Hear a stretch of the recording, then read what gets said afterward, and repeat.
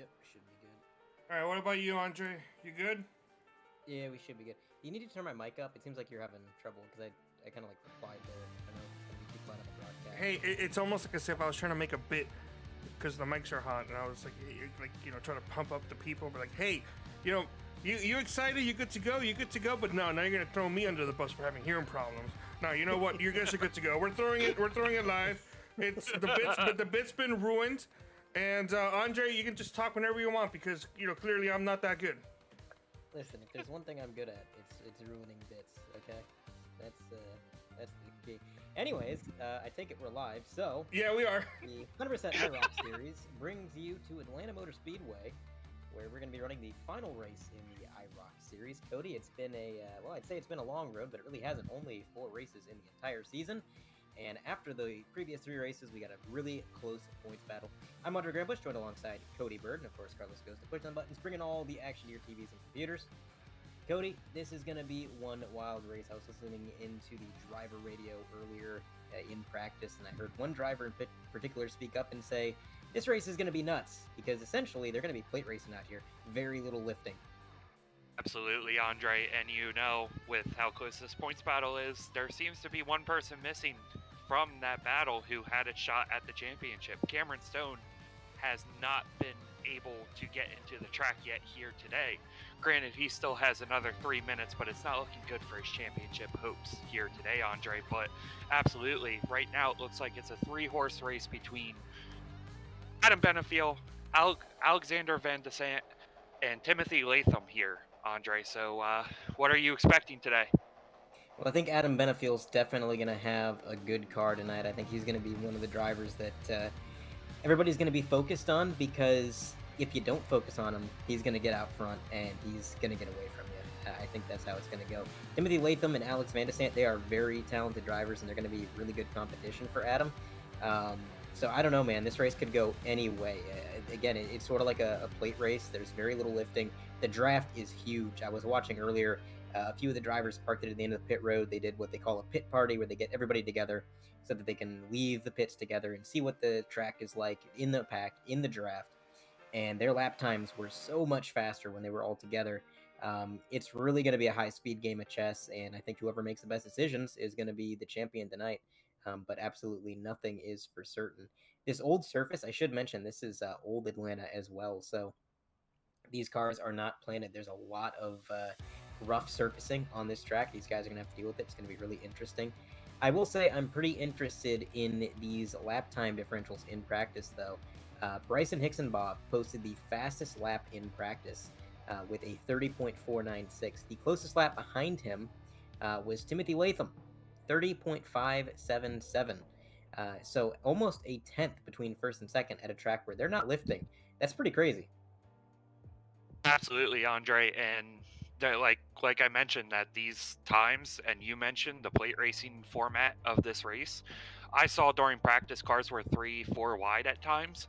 So it's going to be interesting to see how the drivers battling for the championship attack it. Are they going to go for that clean air early on, or are they going to kind of ride in the back, kind of like a Daytona or Talladega type race, and just wait for the mayhem and chaos that's going to happen? But, Andre, we've been treated to 3 great races so far here this season, and I'm sure this race won't disappoint as well. Yeah, I definitely don't think it's going to be a disappointment. This may be one of the most action-packed races that we've had all season, just because there's a championship on the line, and there's 3 drivers that are really in the running. Last season for IROC, by the time we got to the last race, the seasons were a little bit longer. It was really only 2 drivers that were in contention. So the fact that we've got 3 drivers in this field that are more than capable of walking away with that trophy, they're going to be driving hard. And yes, I think you're right, Cody, when you say that it is kind of going to be a race of maybe being tactical and waiting to see when to make the move and kind of riding out the chaos, which is Adam Benefiel's strong suit. But when you got a championship on the line, sometimes driving smart and just laying up isn't necessarily easy. Every fiber of your being is saying, go, get in the lead, win this race, because if you ride in the back, you never know if you're going to be able to get back up front. So I don't know. It's going to be a tough game for these guys, physically and mentally, to get around this track. Again, Old Atlanta, very rough track. They got 65 laps, and again, the rules are pretty much going to be the same as every other race in this IROC series. There will be no pitting for tires or fuel under yellow flag conditions. You can pit under yellow if you have damage, but other than that, you have to pit under green, and the race control should be in charge of cautions and all that. I don't think we have that system in place that we had at the road course there at Lime Rock, so it's going to be interesting for sure, but the starting grid is already starting to form up here at the start-finish line behind the pace car, and it is going to be Craig Fryer in that P1 position there in the number 12. On his outside is going to be Marshall Stanley. Behind them, looks like it's going to be Kevin Steele and David Stringle. Then behind them in row 3, it's going to be Hicksonbaugh and Stafford. And then looking to their rear bumpers, it's going to be Timothy Latham and Adam Benefiel. Rounding out the field, it's going to be Alex Vandesant. And remember, Vandesant is one of the drivers capable of winning this championship. In fact, I think he has one of the more favorable points positions going into this race. But he's got a lot of cars to pass, Cody. Absolutely. And from what I remember seeing, all he needs to do is finish 3rd or better to lock up this championship. Now, of course, as we get down the field, there is the opportunity, if he finishes worse, where Adam Benefiel can capture that championship, and an even farther out scenario where Timothy Latham does. So it's going to be interesting to see, Andre, as I'll let you take us to the green here today. It definitely is going to be interesting. I mean, just finishing 3rd, that's a pretty achievable and reasonable goal. And again, if he gets 3rd, it doesn't matter where anybody else finishes. That will confirm the championship to Vandesant. Just a quick note, you may be noticing the absence of John Delaney. He is out on vacation, so that's why he's missing this race. If he were here, it'd be 4 drivers in contention. But here we go. Pace car is about to make that hard left turn, and the field is in the hands of Craig Fryer, and he wastes no time before he even gets out of the Geico restart zone. He's on the loud pedal, and he will be the first at the start-finish line if they go 2 wide behind him. Got Marshall Stanley and David Stringle 2 wide for 2nd place, supported by Kevin Steele right behind him, and Bryson Hicksonbaugh down on that white line. He's making a bid for 3rd place as he gets around not only Kevin Steele, but also looks like it's going to be Stanley in 1 sweep. So now 2 by 2 by 2 all the way back. And these guys racing for position very hard early on. Everybody wants the lead. And if you're one of the drivers that isn't Alexander Vandesant, leading laps gets you bonus points. You want every single point you can get. And also, you want to make sure that the cars behind you don't lead those laps, because if they get the bonus points too, then it evens out. It's not an advantage anymore. So, man, these guys are going to be driving the wheels off these cars. 2 wide for 2nd as David Stringle holds on to the lead. Bryson Hicksonbaugh aggressive up on the door of Craig Fryer, trying to make a move for the lead. Down on that white line. I tell you what, Cody, that number 14, whatever he's figured out this week, fastest in practice, and now he's shooting up the lead, attempting to lead this lap. Yeah, absolutely, Andre. And we kind of saw a different type of racing last week at Rockingham, where he was very aggressive. Obviously, it was well documented, the contact between him and his rival, Jonathan Delaney. And it seemed to have lit a fire under him, as he's already up to the lead here on lap 3, with Adam Benefiel right behind him, Andre, which I think we kind of found our answer of what Adam Benefield's going to do here today. Absolutely. Benefiel wasted no time getting to the front, and he is really working with Bryson Hicksonbaugh right now. Hicksonbaugh does have a bit of an affiliation with Team Conti, so it does make sense that Benefiel may be showing some teammate love there as he's trying to push him to the front. But again, I think it's a bit of a symbiotic relationship here. Yes, he's helping Bryson, but Bryson's also pulling him to the front. They are kind of scratching each other's backs right here as they get to the front, and now they're going to go side by side for the lead. Benefiel gets a little bit squirrely down on that white line, and that's one thing to take note of. There's going to be more grip on that white line than there will be anywhere else in the corner. That's where the car is going to feel the most free, but you can go too far. If you clip that apron just a little bit, you're going to kind of jar the suspension around. You're going to have a bad time, so got to be careful riding that white line. Stringle fighting back on the outside. He gets a huge run. You can see the outside line is actually pretty viable here in Atlanta in these cars. Using the draft, you can get a run out of the corner, get a shot down the straightaway, and actually potentially get up to the lead if you get a big enough run. But Alexander Vandesant, the championship hopeful, and again, the points leader going into this race, currently riding in 5th. He's got 2 rows of 2 cars right in front of him, and he's just split in the middle. He's not helping anybody, Cody. He is riding right in the middle, not offering the draft to either side, and really just trying to wait it out and see what these guys do. Yeah, and I think that's part of him being conservative. Obviously, he doesn't want to get right on the back bumper of Craig Fryer or Adam Benefiel right now, because He's probably not too sure of what the draft is going to do to his car. So riding in the middle, as I say that, he goes up to the top line. Commentators curse there, Andre. But yeah, he's kind of just seeing which line is progressing the most here early on. Going to just ride. And something else to take into consideration here at Atlanta is ever since they updated the tracks on the service, both lanes are viable. I remember during my Atlanta race here back in, I believe it was July, both lanes seemed to have worked almost equally. Obviously, the top line gaining a little momentum towards the end of a run, but in these cars, obviously not having turned any laps in this car, I'm not really sure of what's going to happen here, Andre. Yeah, that's the fun thing about this IROC series is whatever car the drivers choose every year is always something that's just a little bit out of left field. You know, you never really know how it's going to handle, and they always take cars that aren't necessarily built for these oval circuits. So it is just kind of a learning game, and I think that puts the races in the hands of whichever driver can adapt the quickest. And I think that might be why Jonathan Laney was so successful early in this season. That is a driver who's very good at adapting.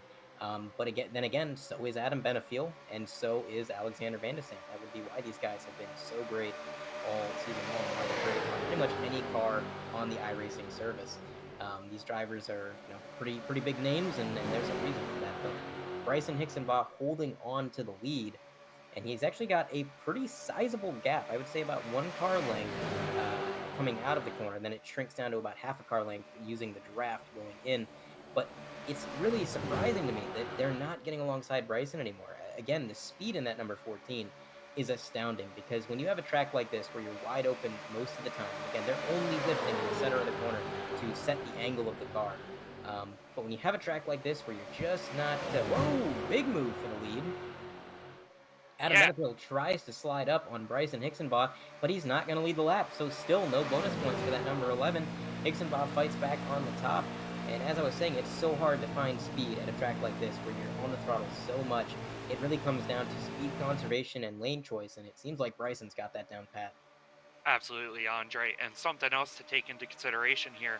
Obviously, I'm going to bring out my cheese grater again here, Andre, to demonstrate what these tires are going on. Oh, we don't have the live cam on me. But yeah, no, these tires are going to wear super quick. And with the old surface, we've seen it in NASCAR. Tires don't hold on for very long. After talking to the drivers early on, as you can see Alex Vandesant making a move here for the lead, which is very important for his championship hopes. Andre? Yeah, he wants to get those laps led just to make sure that he can really get every point that he can get. Look at this, Adam Benefiel giving Bryson a shot. Benefiel is actually in the wall going into the corner, just kind of got boxed in there a little bit too close, lost track of the car. And I will say, the spatial awareness in this car for some of these drivers is a little bit difficult. It is a right-hand drive car, and you might think, well, they can see the right-hand side wall better then. Why would you hit it? It's just a matter of what you're used to and just kind of feeling out of place. A lot of these guys don't drive right-hand drive vehicles all that often, so that's another thing they've had to get used to. Look at this.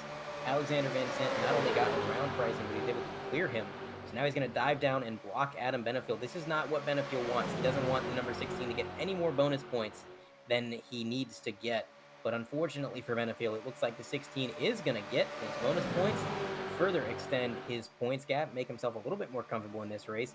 Vandesant with an expert move to get that lead, and now an expert move to try to hold on to it down on the apron, sliding back up in front of the 11. This battle is as if they were racing on the last lap, but we're only on lap 14 out of 65. Bump drafting down the back straightaway, Cody. Benefiel shoving Vandesant. I think his patience is already wearing thin.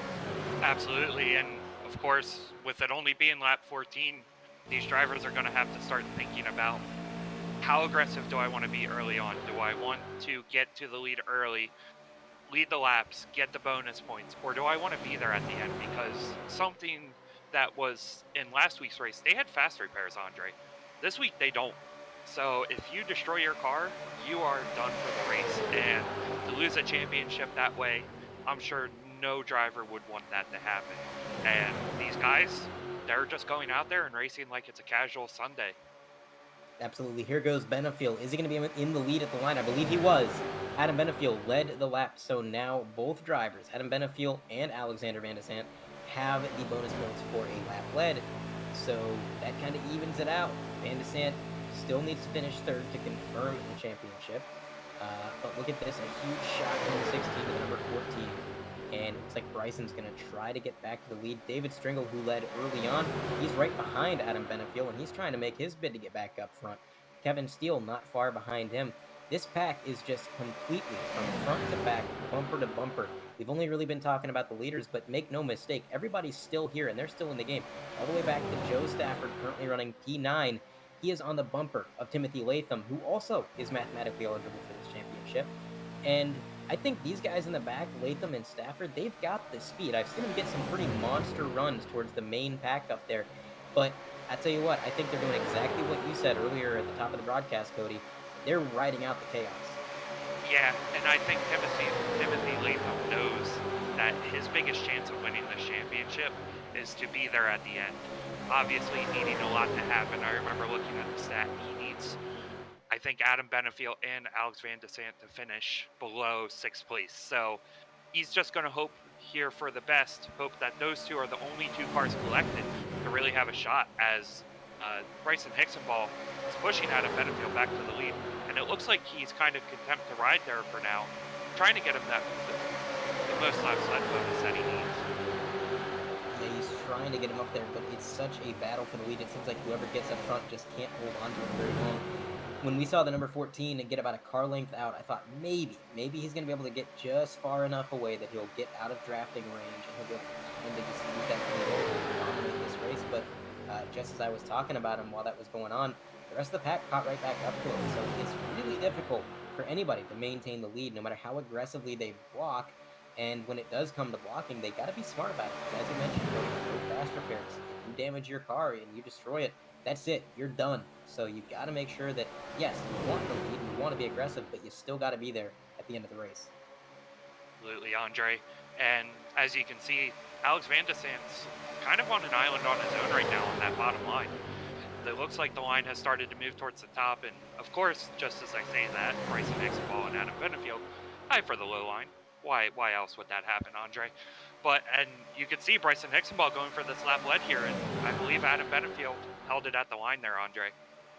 Yeah, Benefiel just barely held onto it, but Bryson was able to clear him by the time they got to turn 1, so it'll be interesting to see if Bryson concedes this position at the line, knowing that he's really not in the place, or if he just holds on to it. Because even these drivers who aren't in it for the championship, they're still in it to win. And I'm sure Bryson would like a win in the IROC Series. I don't think there's much of a better consolation prize than a win. Maybe you didn't get the championship, but you still were a winner at the end of the day. So pretty sure that's what Bryson's going for, as David Stringle has kind of moved up for the sole possession of third. Nobody really challenging for it, as we've actually kind of gone side by side, or single file, I should say, all the way back. And that's really the first time it's happened all race long. And now that we've gone single file, looks like Joe Stafford's actually going to try to make a move on Latham. So now that things are calming down, maybe we see these cars in the back start to make some moves. Yeah, right. And something else to consider here too is maybe these guys are realizing, do they really want to race Adam Benefiel and Alex Vandesant early on in this race and be the reason they lose a championship? Me personally, I wouldn't want to be that guy.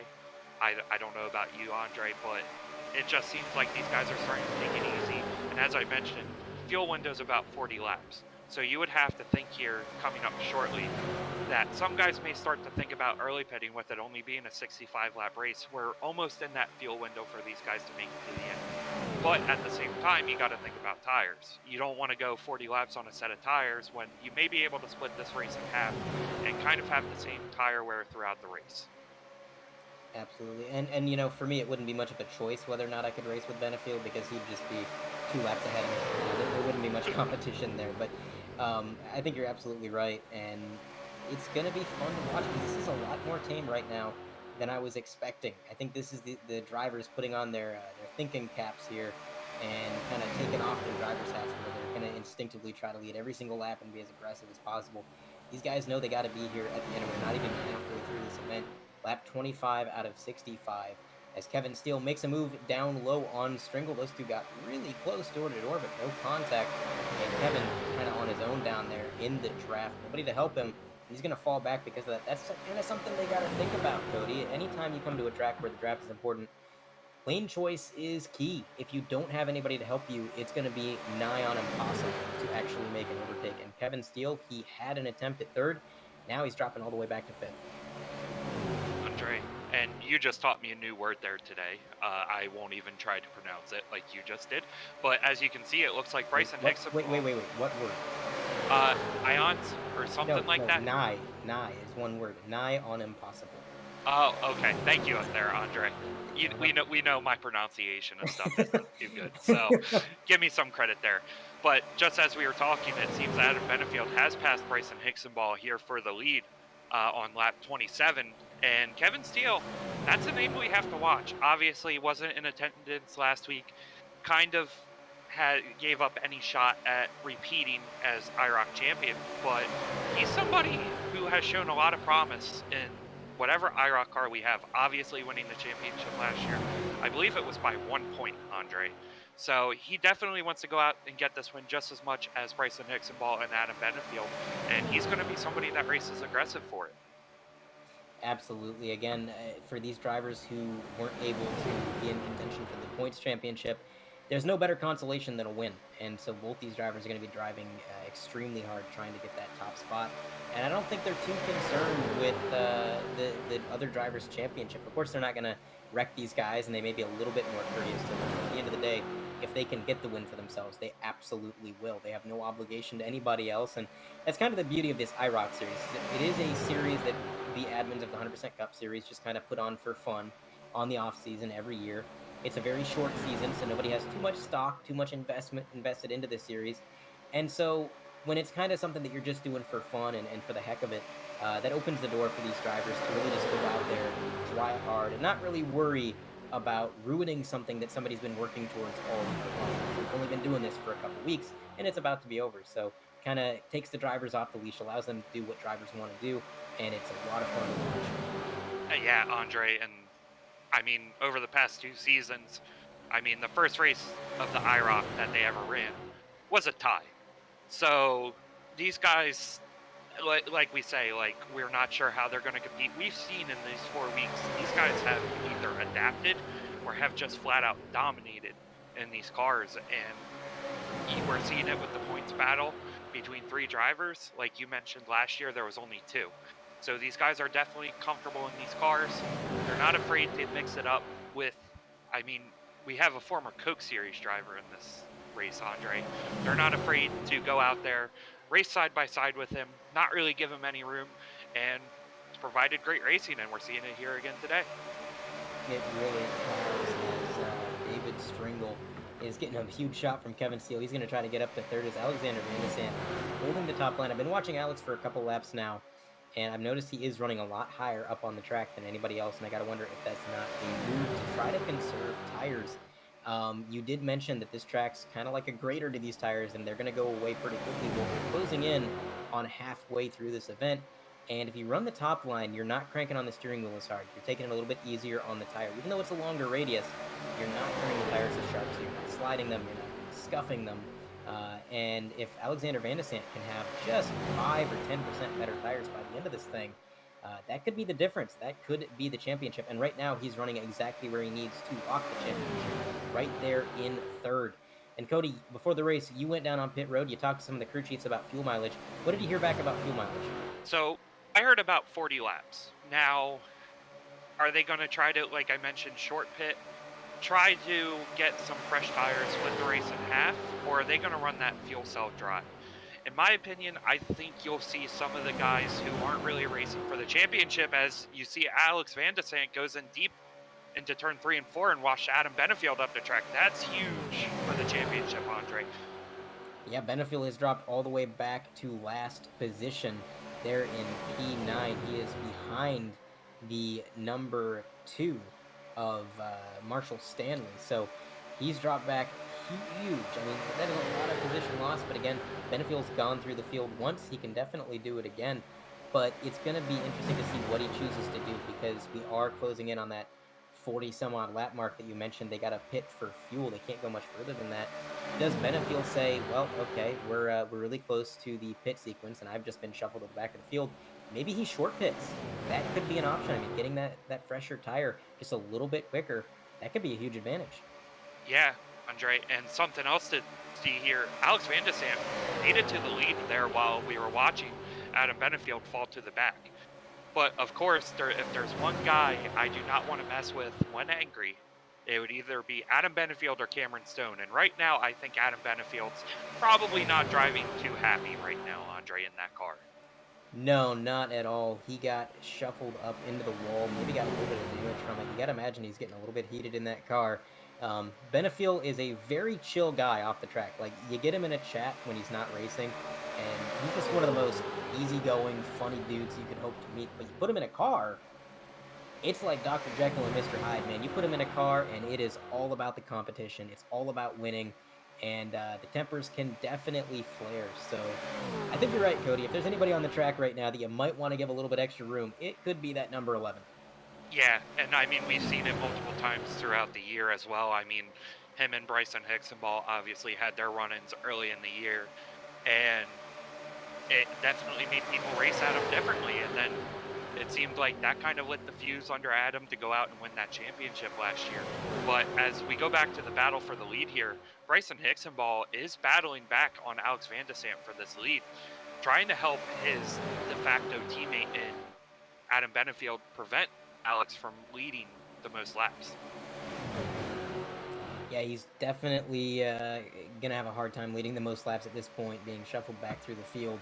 So we'll keep an eye on that. But with Alexander Vandesant, he's got a good chance at leading a lot of laps here. I'm not sure if he could lead the most laps. Again, in the counter, looking at how many laps everybody's led. But he could be in potential position to do that. And he's already in a position where he's only got to finish third anyway. So it is really, I would say, a game right now where the cards are in the hands of Vandesant, and the rest of the team, the rest of the drivers are just trying to do what they can to hold him back and prevent him from getting that necessary third place. But Vandesant is such a talented driver and a very smart driver at that, so it's going to be a tall order for these guys. Kevin Steele standing strong in third place right now. He's made a couple lunges for second place. None of them have really panned out the way that he wanted them to. Really, the race has just been for the lead. These drivers, Bryson Hixenball, Alexander Vandesant, they've been trading off the lead back and forth continually. And Kevin's just kind of sitting there watching him do it, and I got to wonder if he's just not intentionally putting himself in the catbird seat, waiting to see exactly where this battle goes. Absolutely, Andre. And something else to take into consideration there just before Adam got loose coming off too. He was back up in the 5th place already, Andre. So he has a fire lit under him right now, and he's making moves to get back to the front, and looks like he's not ready to take any prisoners on his way back to the front, as we have hit lap 41, and I expect these guys to be pitting here shortly. And just as I say that, it looks like Stafford's on pit road. So Stafford going to be the first taker down pit road. There he goes. Sorry, Marshall Stanley. My bad. Yeah, Marshall Stanley. 2 orange cars. Well, one's copper, one's orange. But Marshall Stanley is making his way down pit road. He's going to get that car serviced.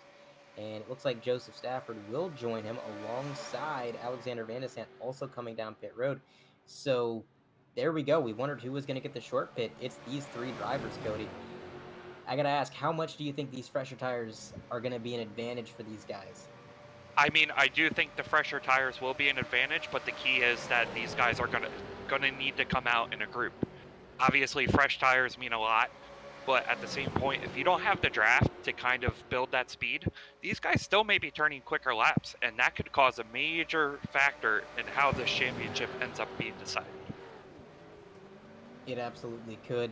The draft being as important as it is, they do kind of want to cycle out right with each other, and that's not happening. I mean, look at this. There's a massive separation between Stafford, Vandesant, as well as Marshall Stanley. So these guys aren't going to have much draft help, if any at all.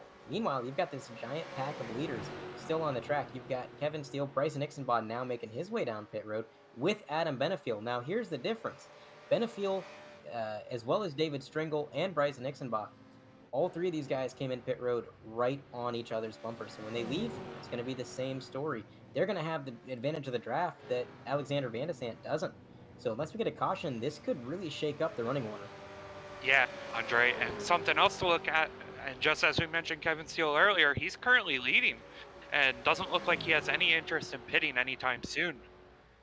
And, oh, David Stringle missed his pit box. Oh, that's going to play a major factor in this, Andre, as well. Obviously, having 2 cars is nice, but 3 is even better. And it looks like that it's going to be Bryson Hixenball and Adam Benefiel coming off right around the same time here, with Bryson Hixenball kind of having a little gap here, maybe letting up a little to let Adam close back in. Not the first time David Stringle has had issues on pit road this season. If you remember back to Charlotte, I believe he got on the brakes a little too hard, locked him up, slid into pit road. He made some contact with Cameron Stone, I believe, in that instance, and also got into the pit road sand barrels. So Stringle, I would say, has a bit of a rivalry, not with the other drivers, but with pit road. And that's one of the things, man, for a lot of these drivers who aren't used to oval racing. The pit road entry is so much different and sometimes so much more difficult than you'd expect. It's hard to get used to. You really can't blame a guy like Stringle for coming onto this oval circuit and just making little mistakes getting into pit road, because I think the best of the best would still make those mistakes if they just didn't know what to plan for. Kevin Steele and Timothy Latham currently 1 and 2. Latham up front, Kevin Steele right behind him. And these drivers are the sole drivers that, like you said, Cody, they're going to run it dry. And I got to wonder if they were maybe planning on a caution, waiting to see how things went, just trying something different. Because while Kevin Steele doesn't really have a horse in the championship race, Timothy Latham does. So for him to stay out this much longer than the other championship contenders, that's a pretty big thing, as he does finally come down pit road with Kevin Steele behind him. Alexander Vandesant, he's going to make his way by. He's got to go around again to unlap himself. And meanwhile, I'm taking a look at Hixenbaugh and Benefiel, and that separation you mentioned, Cody, it is only increased. Now they've got a car between them. Joe Stafford is currently between the Conti affiliates. So definitely a lot of separation here that I didn't quite expect. Yeah, me neither. It looked like they were coming off pit road right behind each other. And I gotta wonder if something happened with Adam Benefiel on pit road there.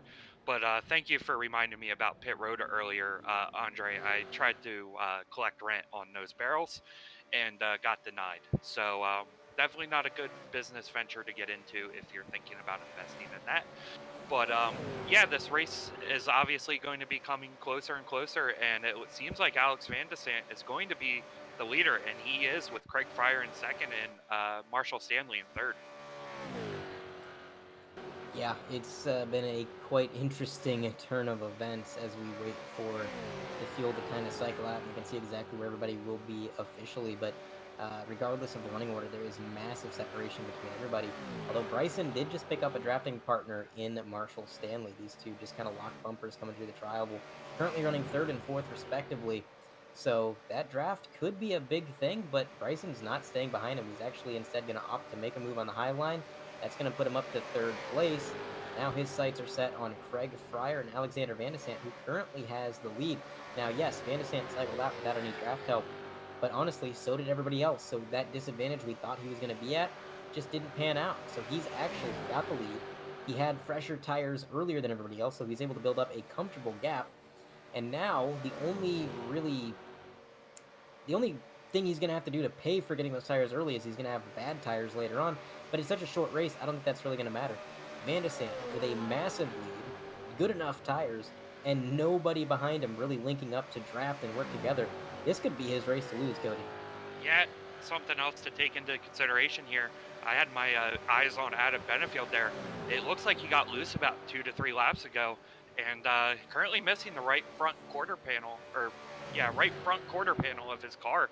So you have to think that's going to affect any hope that he had at a championship, unless we get a caution here in the closing laps of this race. But as of now, it looks like it's Alex Vandesant's race to lose with the 3-second gap.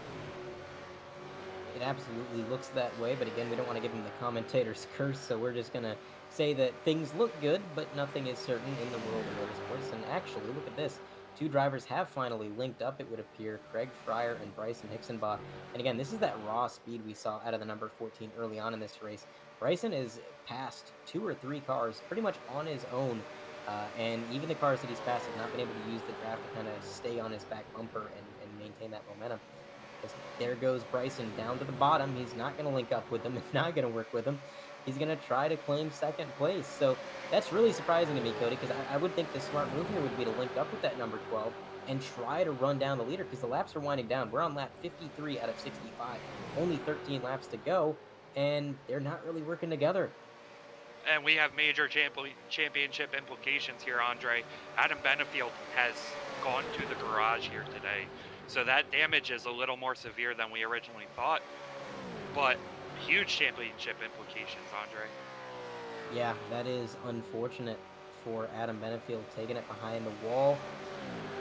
It, like you said, Cody, it didn't look like a lot of damage, but sometimes you get something bent under the bodywork, you get a bent A-arm or something messed up on the suspension. You don't really see it, but you certainly feel it inside the car, and that is probably what was going on with that number 11. So it's a shame to see his IROC season end that way, but he made a great attempt at it, one of the most consistent drivers all season, because actually, fun fact, if this points battle came down to a tie, the tiebreaker was the best average finish, and going into this race, that actually belonged to Adam Benefiel, barring John Delaney, who didn't show up tonight. So Benefiel was very consistent all season long, made a great effort at it, just didn't quite play out the way he wanted it to. And now, right now, Alexander Vandesant trying to hold on to the lead and doing a very good job at it, a huge gap back to second place.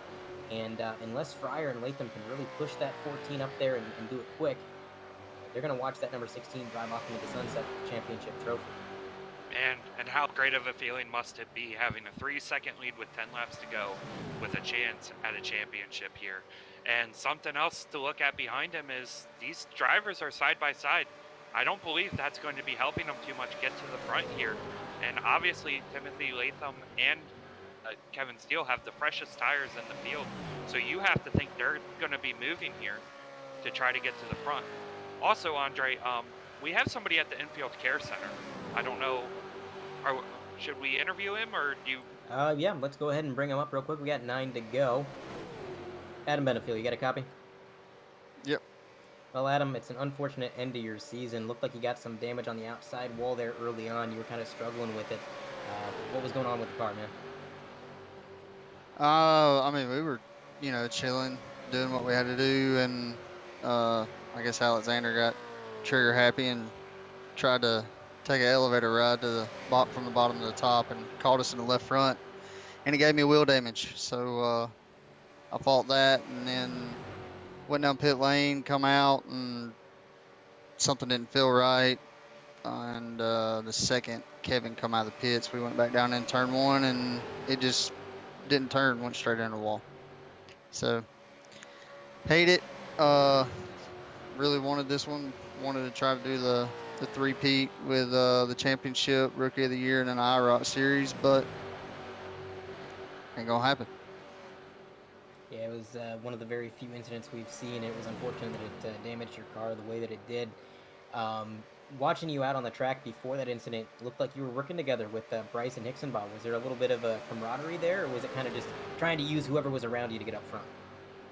I mean, with B. Hicks being Team Conti now, teammates outside the league, so it's kind of, plus every super speedway, me and B. Hicks kind of work together. It's kind of a thing that we do. So there was no talk, communication beforehand or nothing like that. No, but it just kind of the way it worked out. Gotcha. Well, Adam, thanks for your time, and we're sorry that your season kind of ended the way it did, but looking forward to what you can do there in the 100% Cup next season. Thanks, man.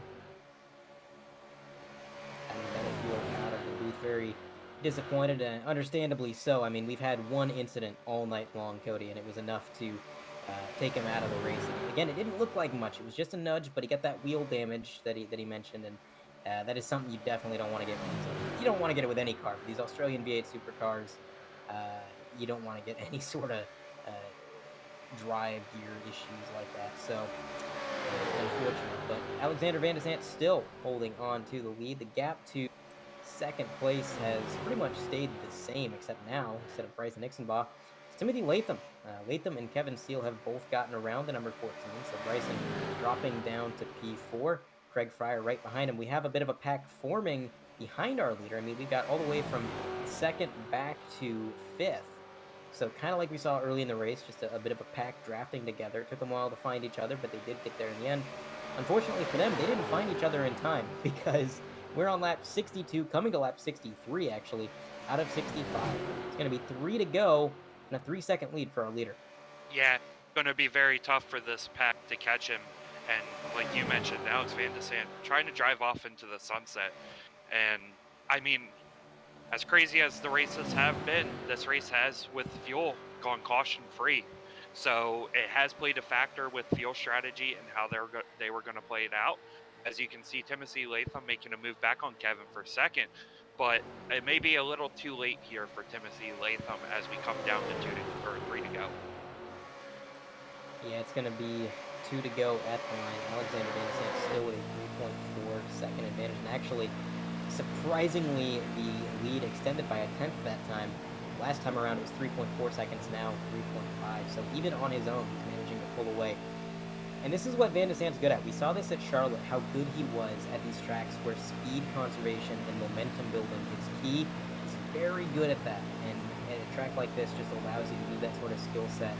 And now he's going to come to take the white flag with a huge lead. Nobody behind him, no pressure. All he's got to do now is basically make a victory lap, and Alexander Vandesant's going to take the race win and the championship as long as he brings her back home. Timothy Latham dropping back another 0.2 that lap, 3.7 seconds now. So even with the draft, nobody has anything for this number 16. Coming through 3 and 4 for the final time tonight, Alexander Vandesant, through a very topsy-turvy up and down season, is going to come out of Atlanta the champion for the 100% IROC Series.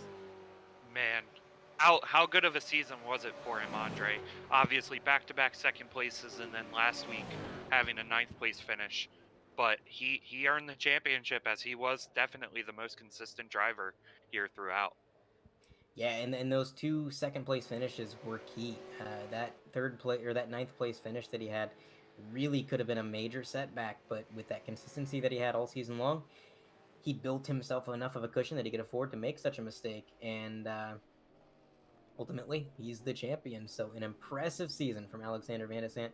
Really an impressive season from everybody, I'd say, Cody. I mean, everybody drove so well this season. We didn't see any boneheaded moves. Everybody was driving really respectfully, but also very hard. They put on a show every single week that was fun to come back and watch. I think you and I both were looking forward to Fridays, each and every race, just to watch these guys come out here and turn laps. Yeah, really been the highlight of my week the past 4 weeks, Andre.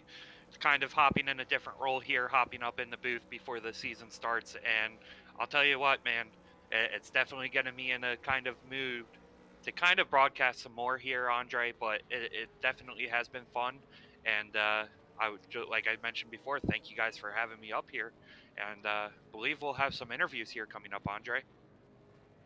Yep, we're going to try to line up some drivers for some interviews once they get out of their team chat. But the final race results up on screen. Alexander Vandesant taking the win and the championship.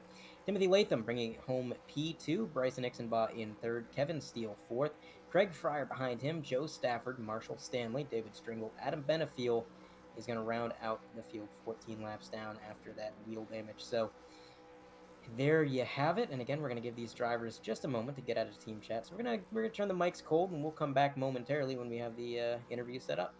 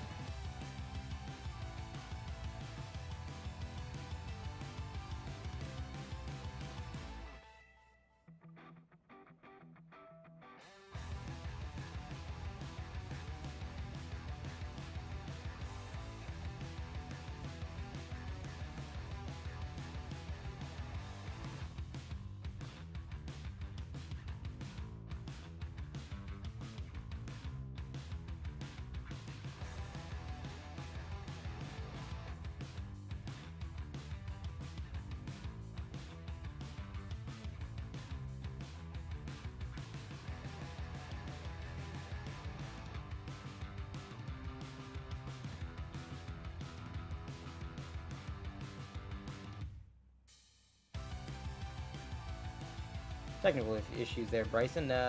Bryson, it was an impressive run, respectable podium after a lot of speed in practice and a lot of speed early on. Kind of looked like you might have had the car to beat. First of all, tell me how the car was racing out there. What was it like taking that V8 supercar around Atlanta? It was a lot of fun. There was gigantic runs. This is really the package NASCAR was probably aiming for last year. I had a lot of fun doing this. I don't know that I could do this for a full season, but it was a blast out there. Gigantic runs off the corners. You can absolutely run 3 wide anywhere on the track.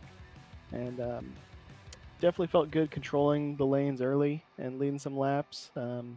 Eventually got passed by Alex and Adam, and then just couldn't get back to him after pit stops and couldn't make up the ground on him. He ran a great race. Absolutely. Now, early on, you were one of the few drivers that was able to kind of get a lead and actually hold on to it for a while, despite the drivers behind you drafting. What was the key to maintaining speed at this track? Was it just a lot of momentum conservation, or what was going on there? Yeah, lifting out of the throttle was a big time loss in these cars. You got to keep the throttle in it. That means running higher as you go into the tire wear runs. Start running the wall in 1 and 2 especially. Gets gigantic runs, but you can't let guys get around you. I kept holding onto the lead by just sending it into the corners and not caring about my tire wears, and that cost me at the very end of that starting run. I just gapped guys on entry so they couldn't get close to me by the next corner. But eventually I tore off the right front trying to do that and hold on to the lead too long. Not surprising to hear that tire wear was a big factor at Atlanta. This track can be very harsh on those tires. But again, Bryson, congratulations on the podium. Is there anybody that you would like to shout out or thank? Yeah, I'd like to thank Kevin Steele, teammate here. We're starting a new team in the 100% Cup Series. Glad to be working with him this year, and we'll see what we can do. Absolutely. Thank you for your time, and we'll see you in the 100% Cup Series. See you guys. That was Bryson Hicksonbot out of the booth. We're going to move on to our second place finisher, Timothy Latham. He's with Cody. Hey, Timothy, this is Cody up in the booth. You got a copy? Sure do. All right, Timothy. So walk us through the early portion of the race and what your game plan was going in today with having a chance at the championship. So from the beginning, basically what I was doing was I was just hanging back. I'm sure you noticed that. I was just hanging back off of everybody and letting everybody, wear their tires out. And I wasn't really planning on pitting as late as I did. It was just the card that I got handed, and I wanted to stay with Kevin as long as I could. But we pit a little bit too late there and couldn't get up to Alex. But had a good time out there. Congrats to him for winning the championship, and I'm glad I finally got a podium. And now, of course, with your pitch strategy, what was your plan? Was your whole plan to run it dry, hopefully catch a caution, maybe keep those guys a lap down? Nah, I wasn't really planning on running it dry. I did want to kind of overcut a little bit to have the tires at the end. It's just where we went through those cycles there. It just evened out with the tire wear at the end, and we couldn't get back up to them. I feel like if we would have pitted maybe 2 or 3 laps earlier, we could have been there with them, but just a little bit too late. Now, we don't have the official final point standings here, but finishing top 3 in a series with the guys that were running against you has to be a great feeling here after 4 races. Yeah, of course. And if I didn't have such a bad finish at Charlotte, I sped on pit road and I didn't come back down the next lap, and the caution came out. And lucky break for Alex there. He came back down the next lap because he sped too, and he got his black flag cleared. But I feel like if we didn't have that bad finish at Charlotte, we would have had a lot better chance tonight. But tried capitalizing on it, just couldn't get it done. Absolutely. And of course, would you like to thank anybody for your great run here today and throughout the season? Yeah, of course. Thank you guys for putting this on every week, and thanks for inviting me out here. It was kind of unexpected and last minute for the first race, but I'm glad I showed up, and I had a lot of fun these last 4 weeks. Thank you for joining us up here in the booth, and we wish you luck with whatever ventures you have this season. All right. Appreciate it, guys. And that was our second place finisher, Andre, and I'll pass it off to the winner and champion, Alex Alexander Vandesant, you got a copy? I do. Well, Alex, it was a phenomenal season. 2 second-place finishes and a win. You definitely seem to be the guy to beat all season long. And at the end of the day, you're walking away with not only a race win, but the championship trophy. How's it feel, Alex? It's awesome. This was an absolute blast. These cars are incredible on ovals. Honestly, I did not expect them to drive that well or produce such good racing. So, yeah, all season, really, aggressive but respectful racing from everybody in the field, which was awesome. So, yeah, really tough people to beat, really strong drivers, and yeah, so really proud to bring home a win at the end of the season and then the championship. Absolutely. Now, from what I've been told, you're more of an open wheel guy. You like the Indy cars a lot on the iRacing service. And man, I can't imagine two cars that are more different than the Australian V8 supercars and the Indy cars, yet you made the jump flawlessly. It seemed like you got in this number 16, and it was like you were just one with the car. You just really adapted almost immediately. How'd you pull that off? Yeah, so I have stock car experience too. The Indy car is the main thing I drive, but I do participate in occasionally official races with the stock cars, the NASCAR stuff. But I'm also in a NASCAR league, elite racing league, so got a lot of really good experience from that as well. And then on the road courses, I actually drive the not. So these are the legacy V8 supercars. I drive the current ones in the official series fairly frequently as well. So I was familiar with the car and kind of like what it would do, at least at Lime Rock. But then the ovals, it drove like kind of like an X-Gen car almost, but with a lot more grip. So just the way you had to race them was similar. So I was able to use that experience to kind of adapt it. Interesting insight. And they say this.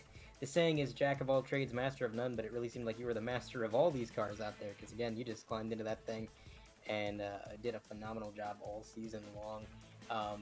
You made the decision in this race to pit pretty much before anybody else. You took the short pit, got those fresh tires early on. Was that the plan from the beginning, or was that an on-the-fly call? Yeah, that was fairly planned. I knew with the way with cautions not counting and not being allowed to take tires under caution, I knew the overcut's just so risky because if you get caught staying out, you're not. I mean, you're stuck on those tires for the rest of the race, and the rest of the field is fresh. So even with the lap advantage here at Atlanta, it's gonna. It's not going to work out well for you if that happens. So, wanted to pit early, and I think a big part of it was just nailing pit in too. Like it wasn't perfect, but it was way better than I had done in practice, and so just getting on and off of pit lane was really well was a big help there. It was an amazing pit road entry and exit. We had a couple drivers kind of make a few mistakes on pit road, and you were definitely not one of them. Quick in, quick out, and ultimately walking away with the trophy. Again, congratulations on both wins, the race win and the championship. Is there anybody that you would like to shout out or thank? Yeah, big thanks to I think my family's watching tonight, so shout out to them. And then big thanks to my usual sponsors, lmseeker.com, Happy Trails Chili Company, and Race First Broadcasting. All right. Well, Alex, thanks for your time, and congratulations. We're going to let you go celebrate. Thanks, fellas. Alexander Vandesant out of the booth, and that is going to do it for not only the IROC Series here at Atlanta, but the IROC Series for the year. And Cody, obviously the future of the IROC Series always kind of up in the air. This is kind of something that the 100% Cup admins do at the end of every season. So we don't really have any plans set in stone for next year, but all I can say is I hope we're doing something similar, because this was one heck of a season. Andre, and of course, like I mentioned, thank you guys again for bringing me up in the booth, and look forward to hopefully getting to talk to you guys during the season with the top 3 finish. That would be awesome, and not through the infield care center like last year. Well, get that top 3, and we'll be talking to you in the 100% Cup Series as well. But good luck with that, and we can't wait to see what you do. I'm looking forward to the 100% Cup Series in general. That'll be here on 3 Wide TV.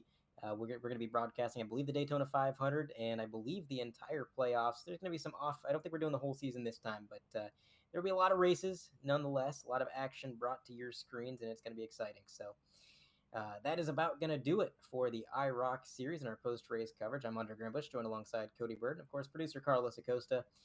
3Y TV, thanks for tuning in, and we will see you next time.